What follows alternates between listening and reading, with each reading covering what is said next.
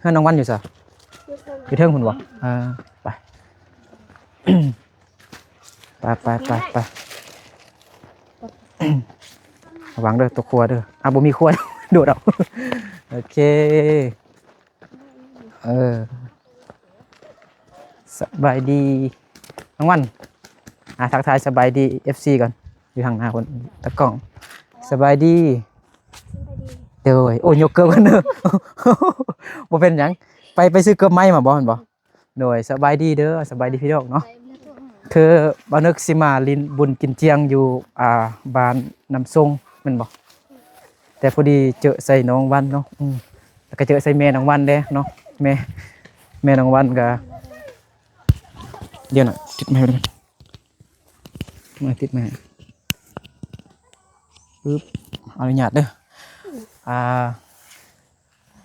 แม่น้องวันให้บ่นึกไปลินอยู่เฮือนของน้องเนาะน้องวันแม่นบ่น้องวันจักปีแล้ว18แล้ว18ปีแล้วบ่ได้เอาผัวเด้อคือบ่เอาซั่นบ่มีฟ้าบ่มีผู้ใดเอาน้องยังเข้าโรงเรียนอยู่บ่เข้าแล้วจบแล้วจบม.7แล้วบ่ออกม.หยังม.2มคือบ่ออกซั่นน่ะเป็นหยังมันตอนนั้นมันบ่มีสบายดีแม่สบายดีเห็นไหมบ่โดยโอ้แม่ซื้อโทรศัพท์ใหม่บ่โทรศัพท์เก่าบักนี้คืออันนี้เด้บ่แม่นพ่อบ่แม่นอันนี้มันน้องชายน้องชายโดยผู้น้องชายท่านไทยเป็นลูกชายเอาเข้าเจ้าเจ๊เจ้าหนาวเนาะพิงไฟเนาะถามเลยเพี่จ้าโดยโอ้ตัดผมอยู่ได้เนาะโอ้ตัดผมให้ได้บ่ได้ สบายดีเด้อแม่ก็อยู่จังซี่แหละแม่อยู่จังซี่เงินงามอยู่ได้เนาะสบายดีเด้อเดี๋ยวสิถามชื่อแม่ก่อนแม่ชื่อว่าจังได๋ชื่อแม่ทรงว่าแม่ทรงแม่ทรงว่าแม่จักปีเหรอก็18 อย่าว่าเด้อว่า18คือลูกสาวก็18ปีแล้วเด้อลูกสาว18แม่ก็19ติโอ้ยแม่น้องวันสร้างมาแท้จักปีประมาณแม่นี่บางเทื่อก็บ่มี40ปลายล่ะ40ปลายบ่มีปุ่มสมนุครัวบ่ซั่นมีแต่ว่าอยู่น้ำเฮียล่ะอยู่น้ำเฮียคือว่าเอาไว้พุ่นซั่นนะเอาแม่ไปมีลูกสาวอยู่พุ่นแน่เอาไว้นำลูกสาวแม่ก็ไปเรียกรับแม่ก็โดยแม่ไปเฮ็ดเวียกอยู่ซะไปเฮ็ดเวียกรับจ้างตำแม่ส่วนมังโมส่วนโดยถั่วเขาไล่โดยพ่อว่าจังก็ลุงอันนี้มันน้องสาวน้องชายของแม่อยู่นำกันเรามามาตัดผมสิให้อันลูกชายให้ลูกชายอีแม่เมื่อกี้นี่ตัดผมฮะแล้วเมื่อวานนี้เราส่งมานะคิดว่าแม่ไปยังมาเฮาคือว่าผู้งามอยู่เด้เนาะผิวขาวเด้เนาะคือลูกก็ผิวขาวลูกสาวก็อันน่ะเราก็บ่สบายนะเราก็เป็นคนจ้อยแล้วก็เรื่องอยู่นะโดยว่าเฮาก็บ่สร้างสิปัวได้เนาะบ่มีเงินก็โดยอันน่ะเอาเงินไปปัวเราที่ว่าเรือเรานี่ยันเลือกสิบ่พอนะว่าเป็นจังได๋เป็ดแห้งเนาะเราเป็นคนจ้อยโดยอันนี้เฮือนเฮาเฮือนแม่เนาะอยู่จักคนเฮือนนี่นะอยู่4คนอยู่4คนมีผู้ใดเด้มีอีแม่หลานน้อยเด้มีแม่มีน้องวันมีอ้ายน้องวันบ่นี่อ้ายน้องวันแล้วก็ผู้ใดเด้ล้านน้อยแล้วผัวอีแม่ตายแล้วพ่อของน้องวันนี่นะแม่นแล้วเสียแล้ว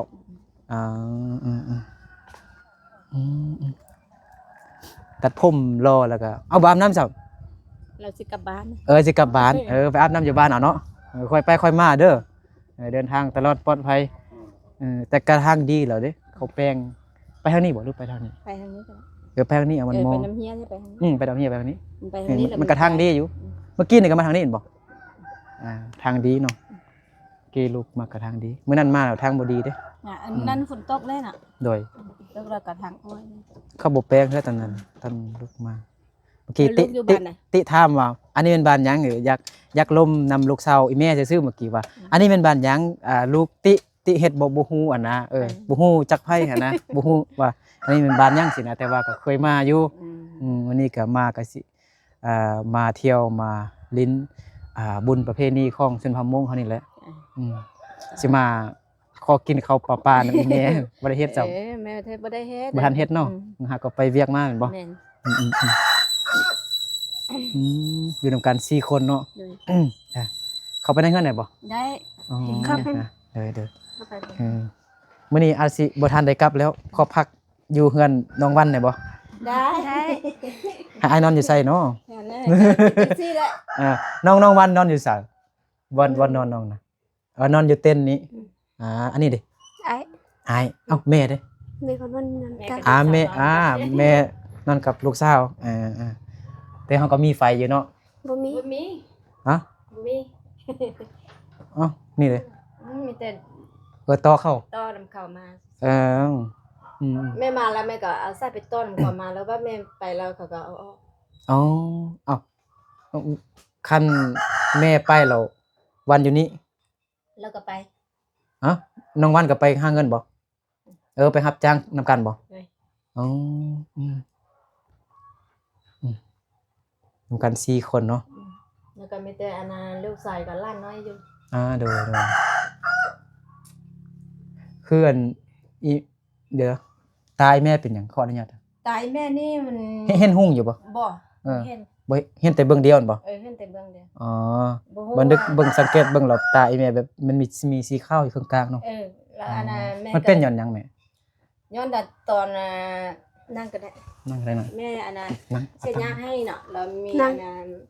ะ น้องนั่งเลยบ่น้องเอาตั้ง เอ้ยนั่งก็ได้ ฮะบ่เป็นหยังไปจับกล้องบ่เป็นหยังนั่งเลย อันน่ะ แม่เด้เอาตั้ง แม่อันก็มีไม้มาซื้อนะ โอ้ มี ไม้ มาซื้อแล้วนี่ก็ แม่ ได้ งไม้ หลายปีมาแล้ว แม่งไม้มาเข้าอ่ะเป็นจังไดไม้เสียบ ไม้เสียบนะ โอ้ แล้วมันนี่ ไม้ มัน เสียบ ก็ดีไปได้ละมันก็ได้หลายปีแล้วแต่ว่า หน่อย ปีนี้บ่ฮู้ว่า เป็นมาได้จะมาเป็นปีนี้เนี่ย เอาตั้งให้แม่นั่งเด้อ มานั่งลมกันลิ้นกันเนาะหน่อย โอ้ย นั่งเลยบ่เป็นหยัง เนี่ยน้อย บ่เป็นหยัง ไม่นู่นน่ะ มีบ่ซั่นน่ะ เอ้ย คันมีก็เอามาบ่มีบ่เป็นหยัง มันก็ทึกอยู่หลายปีแล้วแต่ว่าเป็นยังฮึปีนี้เห็นอะไร นี่จิมั่วเนี่ย สีขาวมัน ออกสีขาวแล้วก็ม่วนๆบ่ แม่นแล้วบางทีเด็กมันก็มัวๆอยู่ปีกายเนี่ยมันก็มัวๆอยู่เหมือนกันอันน่ะปีนี้เท่มันบ่เห็นเลยแม่ก็สิคิดว่า หาเงินเราสิไปปัวสิแน่นะ อืไปหาเงินได้หลายบ่ เอ๊ะ อยู่จักมือซั่นน่ะไปจ้างจักมือ ตอน มื้อนึง ช่วงแล้วนี่ ก็ ฮะ อันน่ะมื้อนึงนี่ก็มีแต่180,000แล้วก็ อืม ไป มื้อละ180,000 อืม ก็ บางมื้อเขาก็ 300 ได้ บาท เฮ็ พี่ ด น้อง น่ะแล้วก็อันนั้นพอดีได้เงินมาลิ้นบุญซื่อๆเลย ได้เงินลิ้นบุญซื่อๆแต่บ่ได้เฮ็ดให้เฮ็ดสวนบ่ เอ๊ะบ่ได้เฮ็ดแหละ บ่ได้เฮ็ด ไม่ คือบ่เฮ็ดซั่นบ่มีดินหรือจังได๋ มี มี แต่ว่านะดินก็บ่มีหลายละมีแต่2บ่อนพ่อก็ สองบอน เวลาพออยู่พ่อก็ขายกินแหละแล้วก็ อืม อืมพอตายหันก็ขายได้ไปซื้องัวมาค้าให้พอได้แล้วก็ อ๋อ อันบ่มีดินหลายแล้วก็มันก็อยู่ไกลได้น่ะให้ว่า อยู่ใกล้อยู่ไสไห้นะ อยู่น้ำเหนียวพุ่นน่ะอยู่ทางใต้พุ่น น้ำเหนียว อืม น้ำเหนียว ทางใต้พุ่นแล้ววันนี้เฮาก็ ห้วยยืนน่ะ อืม ฮู้บ่เอ้าบ่ฮู้ว่าไปทางใดนะห้วย ไป ยืน ทางนี้ไป อ่า แล้วบัดนี้เฮาก็สิเฮ็ดเฮาก็บ่มีคืนสิไปเฮ็ดน่ะ อืม ซึ่งนี่ก็เดี๋ยวนี้มันบ่คือแต่กี้ว่าเฮาเฮ็ดให้เราบ่ได้บ่มีหญ้าน่ะเดี๋ยวนี้เฮาเฮ็ดให้แล้วมันก็มีหญ้าแด่เนาะก็สิได้ลงทุนซื้อยาฆ่าหญ้าแด่สินะจ้างคนไปฆ่าแด่สินี่ล่ะ หน่อ แล้ว ย ก็บ่มีเงินนะแล้วก็ อืม คิดว่าโอ้ยอันน่ะจ้างกินไปตายมื้อใดก็ยาก บ่พอเท่านั้น คนที่บ่มี ก็เฮานี่ก็ยังมีหลายอยู่ในโลกนี้บางคนนี่บ่มีเรือนอยู่ซ้ำนะ นี่แหละ ไปอยู่ป่าอิหยังไปก็ยังบ่มีส่ำเฮาเฮาก็ยังมีอยู่ เฮาก็คิด อืม นั่น เฮาก็ แม่ก็คิดจังนั้น สู้ต่อไป ก็คิดว่าสู้ไปแล้วก็ อืม เอาไปจ้างเฮ็ดไปก็ได้เท่าใดก็กินก็อยู่ไป เหนื่อย หมดชีวิตเฮามื้อได้แล้วกันแล้ว บ่ให้คิดเอานั้นอ่าลูกอันนี้แม่นลูกสาวแท้ๆเนาะ แม่นลูกสาวหลาน แม่มีลูก2คนแม่นบ่ แม่มีลูกหลายคนเนาะ หลายคนเด้อ 7 คน โอ้7 คน ไปอยู่ไส แต่ เบิด ว่าเขา เอา ไป ผั เอา ว ผัวหมดละ ไปอยู่นำผัวเพิ่น เขาไปอยู่นำ อื ผัวหมดละ มมีแต่2คนอยู่นำแม่เนาะปัจจุบันแม่นบ่มีน้องวันกับน้องลูกชายแม่นบ่ แม่น อ่าอุ้ยหนาวจังหน่อยเด้อเนาะวันหนาวบ่ หนาว หนาวบ่สบายแม่นบ่เราคือไปเฮ็ดเวียกซั่นน่ะ อันเราไปเราว่าบ่ไปก็บ่มีเงินเราแล้วก็อยาก น่ะ ไปได้นี่ ได้เงินจักแสนไปหาเงินไปอยู่จักมื้อได้จักแสน แต่ได้ค่ารถมาบ้าน อืมเฮ็ดอยู่ไสน่ะ อยู่บักเสพ ปักเซพุ่นนะ โอ้อยู่ภาคใต้พุ่นนะปาโถไกลบ่ขี่รถมามื้อขี่ยนต์มาบ่ ที่ ขี่หรือว่าย่างมา คิดแล้ว คิด ขี่รถเมื่อยบ่ได้ต่อรถมาเนาะแม่นบ่ เราคิดรถประมาณลงอยู่เวียงแล้วก็ต่ออยู่เวียงมา อืม เมื่อวานนี้เราก็มาฮอดอยู่อันน้ำเฮียหัน5โม อ๋อง โดย แล้วก็5โมงเราก็ขึ้นมาพี่ อืมปักเซป้าคือบ่เฮ็ดอยู่แถวนี้ก็มีเด้มัน ก็ยังว่าเนี่ยเที่ยวนี้กันเขารายราคาต่ำเด้อซี่ มัน เนี่ย ตามเด้ก็มันบ่มีแบบรายติบ่ บ่มีรายได้อ แบบ เขา เฮา ก็ เฮ็ดเป็นเดือนบ่ได้เนาะ อืม อืมไปอยู่เฮ็ดอยู่ปักเซนี่อันนั้นแต่เฮ็ดมันมีหลายบอนเนาะที่ให้เฮาเฮ็ดนั่นน่ะอยู่เป็นเดือนก็ได้แต่น้องวันดีขึ้นแล้วบ่ว่าบ่สบายนะจังได ยังบ่ดี ยังบ่ดีเถอะเป็นจังไดฮะ ให้น้องว่า น้องวันเดี๋ยวนี้น้องวันนั่งนี่ได้บ่ ได้ นั่งเลยบ่ต้องย้านเด้ออายบ่แม่นจุน เอออืมน้องวัน18 ปีเนาะอืมแม่ว่าน้องบ่สบายเป็นหยัง มันบ่มีแฮงมัน อ๋อบ่มีแฮงอ๋อ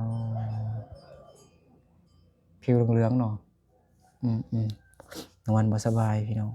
เนาะแต่ก็ยังสู้ซนยังไปหาเงินนำแม่อยู่เนาะไปหาเงินรับจ้าง ไปเฮ็ดเวียกอยู่ปักเซไปล้างมะกล้วยอ๋อได้เงินมาจากร้าน10 ล้าน ได้ค่ารถมาสินะ อันนี้ค่ารถมาสิ เขายังบ่ไล่ อ๋ออืมเอาเฮ็ดควันแล้วบ่เฮ็ดพิธีอันบุญกินเที่ยงนะเฮ็ดแล้วบ่ได้เฮ็ดนี่คือบ่เห็นใครบ่กะหลายนี่นะคือมันเฮ็ดบ่ อันนี้มัน ใครแต่ว่าบ่เฮ็ด บ่ได้เฮ็ดนะอ๋อบ่ได้เฮ็ดควันเลยฮู้บ่ฮู้ควันบ่เฮ็ดควันบ่ฆ่าไก่บ่อีหยังเฮ็ดควันน่ะนะพิธีน่ะบ่ได้เฮ็ดแล้วบ่หรือว่าเฮ็ดแล้ว บ่ได้เฮ็ด บ่เฮ็ด แต่อันใด จุดอยู่นั่น ฮะ จุดอยู่นั่นเขาเฮ็ดสิเราบ่ได้ ผู้ใดเฮ็ดแต่อันนี้ อืม จุดอันนี้เนาะเอ้าคือบ่มีตัวอันมันจะมีเบอร์เหลืองๆก่อน้องบ่มีบ่น้องบ่มีบ่ บ่มีแล้ว อันนี้ฮู้พรบ่อืม คล้ายๆคือน้องเนาะนักสู้ชีวิต น้องวันเนาะหาเงินนำแม่เนาะคันถ้าพ่ออยู่กับน่าจะได้เฮ็ดให้เฮ็ดสวนนำพ่อเนาะแต่พ่อเสียแล้วก็เลยไปหารับจ้างกินไปแต่วันๆเนาะตอนนี้ก็บ่มีแรงมันเป็นจังไดเมื่อย เมื่อยนั่น อยากหลับบ่อยากหลับ แต่เมื่อยซื่อ เมื่อยแต่ก็บ่มีแฮงนั่น ๆบ่มีแรง อ๋อ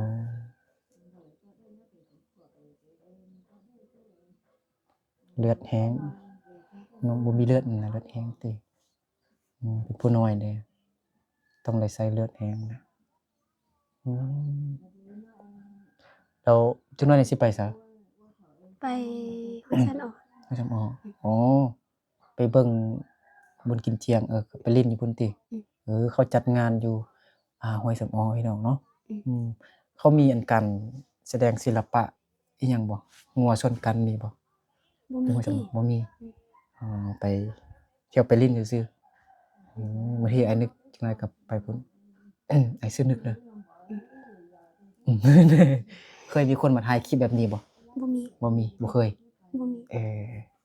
เคยเบิ่ง YouTube บ่ เคย นี่อาจสิลง YouTube นี่หาเบิ่งตัวเองเด้อ อืม เงินบ่ได้จักกีบเลยมีแต่ได้เงินค่ารถใส่ชุดมงน้องนะชุดมงน้องซื้อเท่าใด อันประมาณอัน นี่ชุดมงเท่าใดอันนี้ เล่นละ ได้ลืมแล้วซื้ออยู่ไส ซื้อ ซื้ออยู่บ่อนเฮ็ดเวียกบ่ ซื้ออยู่หั่นจ้ะ อาหารอยู่บ่อนไหน มัน อยู่บ้านเฮานี่บ่เข้าค่ายอยู่ อยู่เวียง อยู่เวียง อ๋อ ต้องผ่านเวียงเนาะไปปักเซนบ่เราต้องขี่รถไปเวียงก่อนแล้วจึงลงไปปักเซ แต่ เนาะ ซื้อปีที่แล้วนี่แหละซึ่ง อันนี้นะซื้อปีกายนี้ปีนี้บ่ได้ซื้อน้องก็ สู้ชีวิตแฮงเนาะไปหาเงินได้เงินแล้วก็มาเฮ็ดหยังได้เงินแล้วเฮ็ดหยังเอาเงินไปเฮ็ดหยัง ก็เอาส่งมาอีเมลแล้วซื้อข้าวกิน ซื้อข้าวกินไปหาเงินซื้อข้าวกินบ่มีข้าวกินบ่นี่เขาซื้อมานี่บ่มันข้าวบ่น่ะ แม่นติ ข้าวหยังข้าวเหนียวข้าวเจ้า เจ้า ข้าวเจ้าโลเท่าใด จักบ่ได้ไปซื้อค่ะ เดี๋ยวเด้อยังบ่เข้าใจเด้อไปปักเซนี่น้องไปผู้เดียวหรือว่าไปนำแม่ ไปนั้นเพื่อนแต่ว่าเข้ามาแต่ผู้เดียว ไอ้คิดว่าน้องไปกับแม่ไปปักเซบ่แม่นเนาะ บ่แม่น แม่มันจ้าง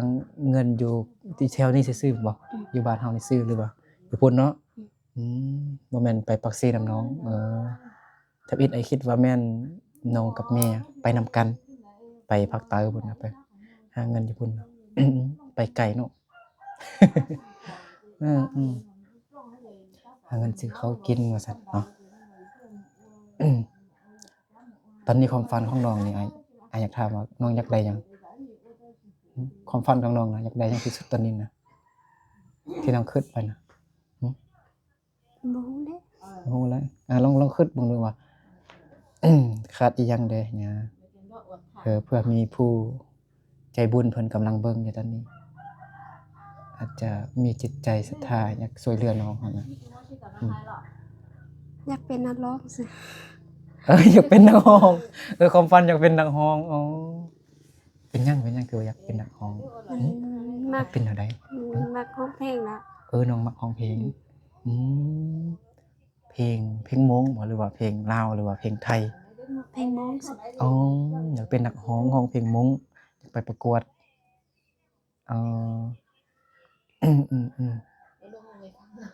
ร้องให้อ้ายฟังได้บ่ได้นิดหน่อยเนาะเพลงหยังก็ได้ที่น้องร้องได้เพลงม้งน่ะ ฮู้ได้แต่ว่า ฮะ ไอ ฮะ ไอ อายขี้อายคันขี้อายนี่บ่ได้เด้ขึ้นเวทีใหญ่นี่อันนี้มีแต่2-3 คนอยู่นี่ซื่อๆคันน้องร้องบ่ได้นี่อนาคตบางทีน้องอาจจะได้ประกวดได้ขึ้นเวทีใหญ่นี่คนเบิ่งน้องหลายเด้น้องต้องกล้าแสดงออก บ่เป็นขี้อายเนาะตอนนี้เนาะให้ใหญ่ก่อนก็เป็นผู้สาวเต็มโตแล้วเด้18 ปีสมรสก็ได้แล้วแต่งงานก็ได้แล้วเด้แต่บางคนนี่บ่ฮอด18 ปี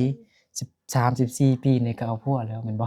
มีลูกแล้วแม่นบ่อยู่บ้านเฮานี่13 ปีนี่เอาผัวแล้วบ่มีแล้วบ่มีอยู่บ่ มี มีแล้วมีลูกแล้วแม่นบ่ แม่น อ๋อ แต่น้องนี่บ่เอาเด้อเนาะผู้สาวมงนี่คันอายุ18 19หรือว่า20ปีนี่เขาว่าเป็นผู้สาว ฒ่าแม่นบ่ แม่น แล้วน้องก็บ่เห็นเฒ่านะ บ่ อาคิดว่าน้องอายุ11 12ปีนี่นะ 18 ปีแล้ว 18 ปีแล้วเกิดปีหยัง ปี 2000 2008 20082008 5 6 7ประมาณ17 ปีน่ะอาจแม่นอะไรตั้งแต่ปีเกิดเนาะนั่นเนาะ18 ปีกินข้าวแล้วบ่ได้กินเด้อคือบ่กินข้าวเช้า มันบ่อยาก บ่อยากตั้งแต่เช้ามานะบ่ได้กินข้าวเทื่อมื้อนี้บ่ได้กินข้าวเทื่อ กินแต่อีเมลเข้าแต่ว่าน้องบ่ได้กิน ถ้าแม่กินข้าวกับหยังแม่กินข้าวกับหยังหน่อจีไข่ไก่ ให้ไก่ กินไข่ไก่นี่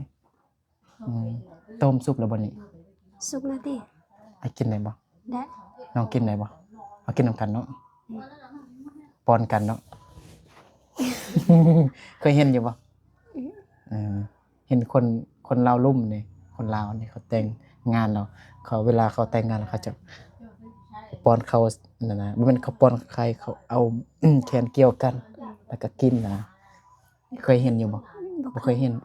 คนมงเขาเฮ็ดบ่บ่มีเนาะไอ้คือว่าเห็นไก่บ่แม่นแม่เอามาฆ่ากินบ่เอามาเฮ็ดควันบ่ บ่อยากแต่ว่าค่ากัน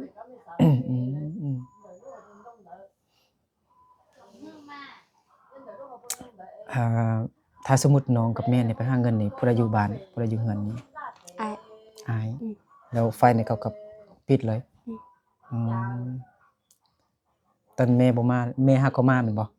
แม่ฮักก็ต่อไฟเมื่อกี้นี่ซื่อๆแม่นบ่อ๋อน้องวัน อันนี้แม่นภาษาลาวบ่คันแม่นชื่อเป็นภาษามงว่าจังได๋ อันน่ะ ชื่อวันนี่มันอันชื่อเป็นลาวลุ่มแม่นบ่แล้วถ้าเป็นชื่อมงเด้ตัวอย่างน่ะชื่อไม้ชื่อวื้อชื่ออีหยังนี่นะบ่มีบ่ บ่มี เกิดมาแล้วแม่ก็เอิ้นชื่อวันเลยอ๋อ ชื่อวันเลยเนาะอยู่ผู้เดียวแม่นบ่ตอนน้องยังบ่ทันมากับแม่เนาะไฟฟ้าก็บ่ทันมีพี่น้องเนาะดอกไฟก็ยังบ่มีซั้งบ่ บ่มี แล้วอายนี่อยู่ผู้เดียวบ่ย้านบ่มีไฟฟ้าอีกอายก็บ่เอาเมียเทื่อแม่นบ่ บ่เอา นั่น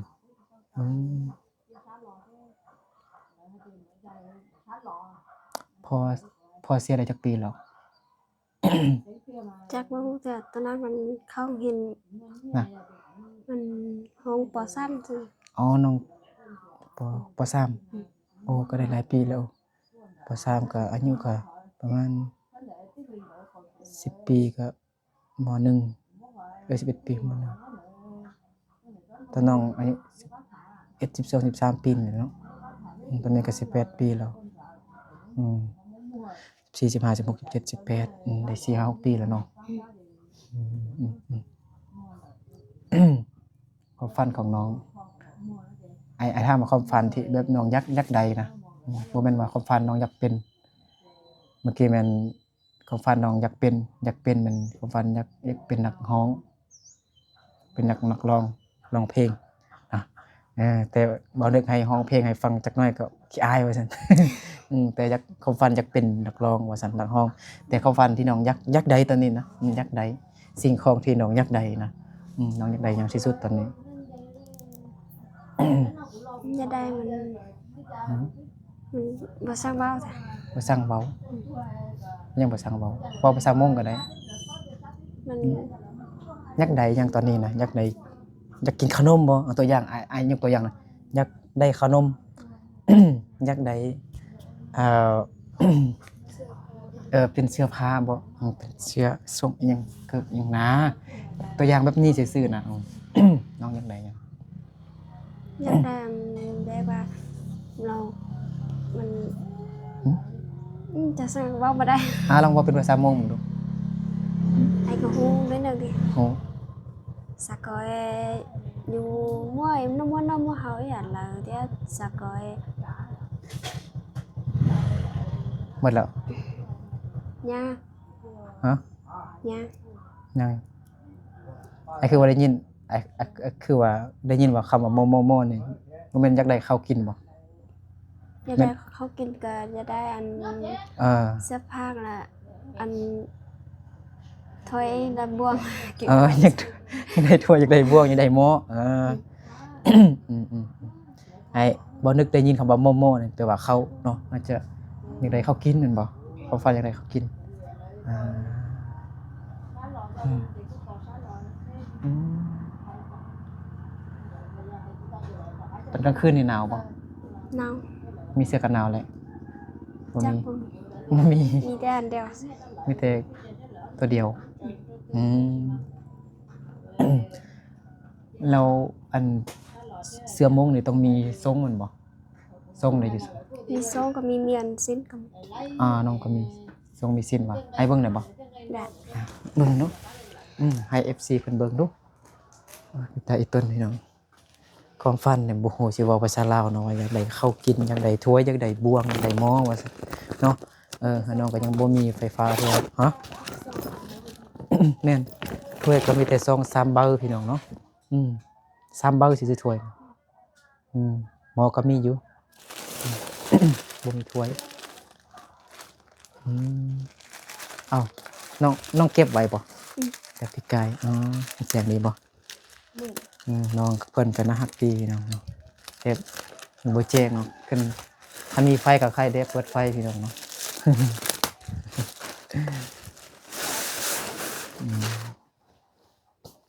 อันนี้เป็นกระโปรงบ่หน่อย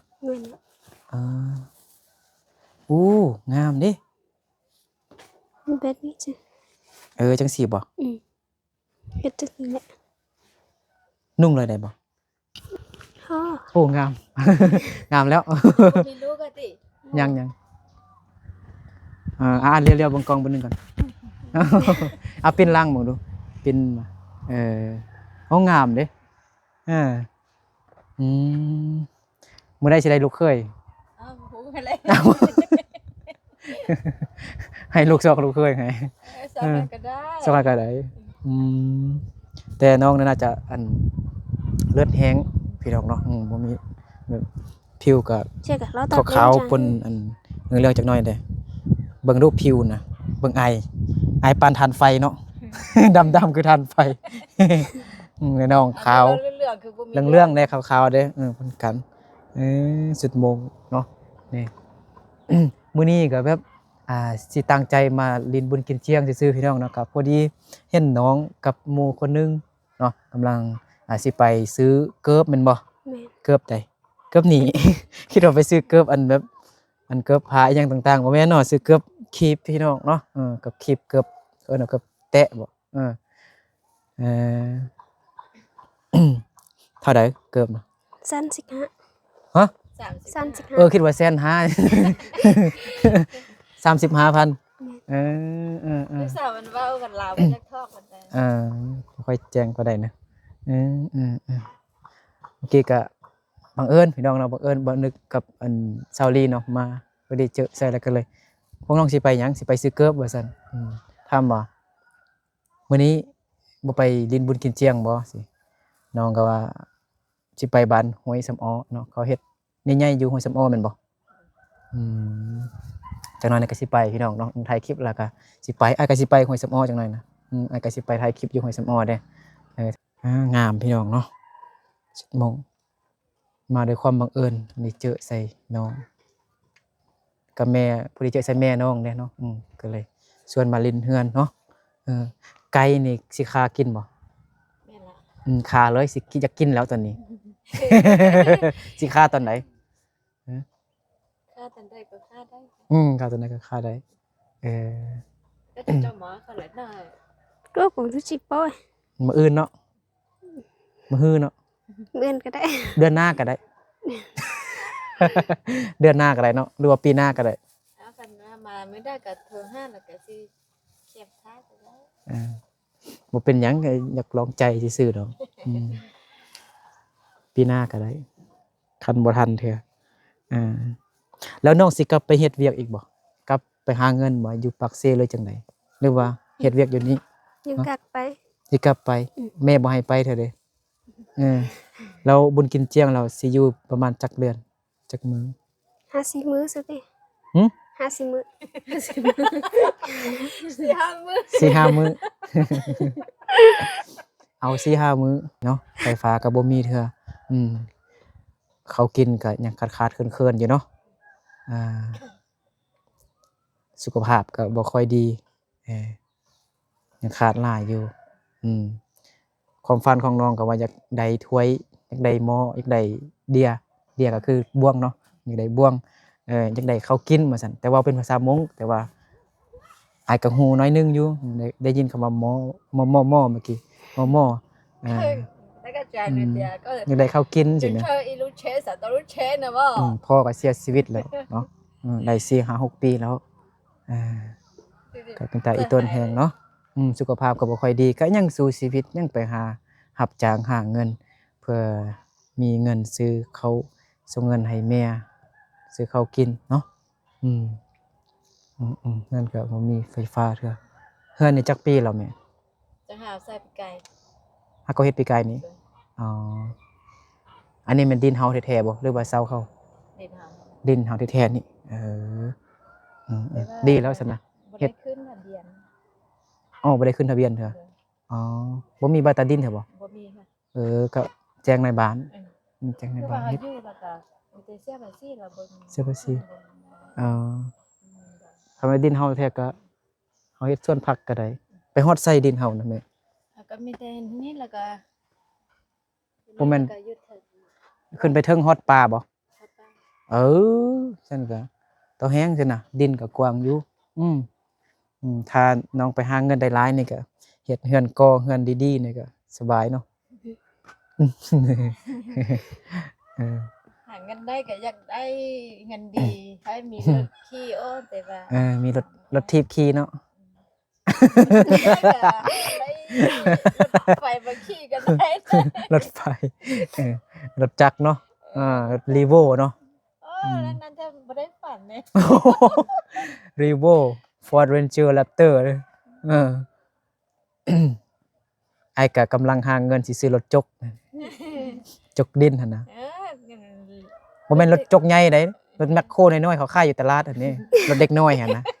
ใหญ่สำนี้ไอ้กำลังหาเงินอยู่นี่ ไอ้เป็นคนตลกมักเว้ามักลมผู้สาว เรานั้นได้หายเปีย ไฮจิไฮลมเปล่า แล้วว่าบ่ฮู้ลม บ่ฮู้ลม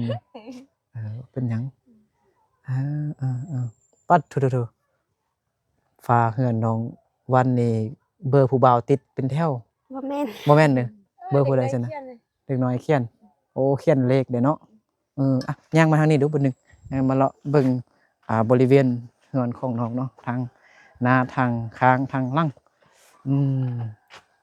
ดินน้องฮอดไสหน่อยฮอดปลาพุ่นบ่ บ่จ้อเนี่ย ฮอดปลาพุ่นเนาะทางนี้เด้ฮอดซะ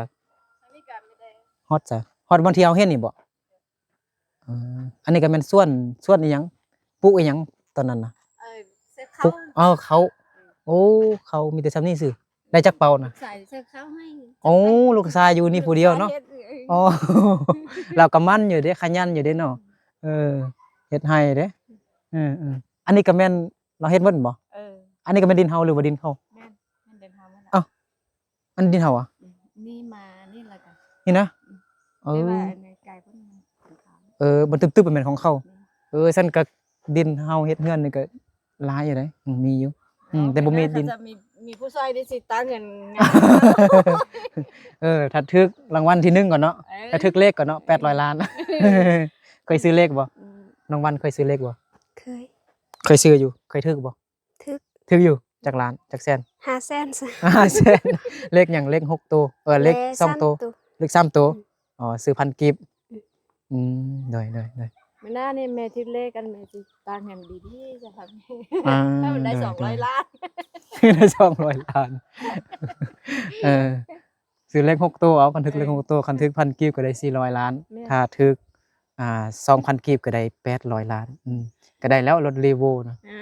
รถ Levo มือหนึงก็ได้แต่ว่าบ่มี4 วินเออเออๆน้องสิไปแล้วเนาะสิไปลินเนาะโอเคอ้ายก็มาแบบบังเอิญเด้ออ้ายก็บ่ได้กะเกียมอีหยังมาได้มีแต่ขนมเอาให้น้องก่อนเด้อเนาะโอเคพี่น้องเนาะเดี๋ยวเอาขนมให้น้องก่อนเอาขนมว่าสิแจกเล็กน้อยหั่นแหละแต่ก็พอดีบังเอิญเจอใส่น้องเนาะโดยกินบ่ให้เงาปากติดกันอยู่เนี่ย เข้าใจแล้ว เดี๋ยวอย่าไปเถอะเอาเงินให้เติมบัตรก่อนเติมน้ำมันรถไปอันนั้นไปห้วยสำอ้อ50,000เด้อหลาเด้อเด้อซื้อน้ำมันรถไปน้ำมูนบ่ โอเคได้แล้วบ๊ายบาย บาย โอเคเอาเปลี่ยนเครื่องได้แล้วเอาไม้หายก่อนโอเคใจเด้อโดยขอบใจคือกันมื้อหน้าอาจจึงมาเยี่ยมยามทำข่าวอีกเด้อเป็นจังไดเบิ่งว่าสิมีผู้ใหญ่ใจบุญสิมีผู้ที่มีจิตใจศรัทธาช่วยเหลือน้องบ่ถ้าเพิ่นช่วยโดยมื้อหน้าโดยโอเคเป็นเครื่องไหนแล้วอาสิกลับแล้วเนี่ยโดยโอเคพี่น้องเนาะ น้องกับครัวน้องวันก็มีอยู่นำกัน4คนพี่น้องเนาะแม่ของน้องวันก็มีลูกสาวลูกชายก็หลายคนอยู่เนาะก็เพิ่นก็เอาผัวเอาเมียเพิ่นก็ไปอยู่นำผัวนำเมียแล้วเนาะปัจจุบันก็ยัง4คนเนาะมีแม่แล้วก็น้องวันแล้วก็มีหลานเด้แล้วก็มีอายของน้องวันเนาะแต่อีต้นพี่น้องเนาะเฮือนน้องก็ไฟฟ้าก็ยังบ่ทันมีเทื่ออันนี้ก็ฮักกะตอมื้อเช้านี่พี่น้องเนาะแต่ก็ยังบ่ทันมีดอกไฟเทื่อเนาะถ้าแม่น้องวันนี่ไปหาเงินไปรับจ้างก็เขาก็จะปลดไฟเนาะจะปิดไฟเขาจะบ่ให้ไต่พี่น้องเนาะก็มีแต่ลูกชายอยู่นี่คนเดียวเขาก็บ่ต่อไฟให้พี่น้องเนาะน้องวันก็แล้วบุญกินเจียงนี่น้องวันก็ว่าสิไปหาเงินต่อว่าซั่นพี่น้องเนาะทั้งที่สุขภาพก็บ่ค่อยแข็งแรงพี่น้องก็ยังสู้ชีวิตแรงพี่น้องเนาะความฝันน้องก็ว่าอยากได้ข้าวกินอยากได้ถ้วยอยากได้บ่วงอยากได้หม้อว่าซั่นพี่น้องเนาะ ไปหาเงินก็บ่ได้หลายก็พอได้แต่จ้างรถว่าซั่นเนาะไปหาเงินบักไกลๆอยู่ภาคใต้พุ่นพี่น้องเนาะปักเซอยู่ทางสวรรณเขตพุ่นพี่น้องเนาะไปหาเงินไกลแฮงพี่น้องเนาะเฮ็ดเวียกส่วนบักกล้วยว่าซั่นพี่น้องเนาะโอเคมื้อนี้ก็บังเอิญพี่น้องเนาะบ่ได้ตั้งใจมาหาน้องเลยสิมาลินบุญกินเจียงสิมาเลาะตามหมู่บ้านซื่อๆเนาะก็พอดีบังเอิญเจอใส่น้องเนาะบ่นึกก็บ่ได้กะเก็บอีหยังมาพี่น้องเนาะเงินสดก็บ่ได้กะเกี่ยมาหลายหันนะก็พอมีเงินในบัญชีหน่อยนึงไว้เติมน้ำมันรถพี่น้องเนาะก็ถ่ายคลิปให้พี่น้องทางบ้านได้ครับเบิ่งรับชมนี่แหละพี่น้องเนาะก็ถ้าผู้ใดเนาะอยากช่วยเหลือน้องเนาะสามารถติดต่อหาบ่นึกได้หรือว่ามาช่วยด้วยตนเองได้เนาะถ้าผู้ใดให้บ่นึกเป็นสะพานบุญก็ได้พี่น้องเนาะบ่นึกยินดีเป็นสะพานบุญให้ทุกๆคนทุกๆท่านเด้อเนาะโอเคเอาสำหรับคลิปนี้บ่นึกก็ขอลาตัวไปก่อนแล้วพบกันในคลิปต่อไปเด้ออยู่ดีมีแรงเบิดสุขุสุขคนเด้อสบายดี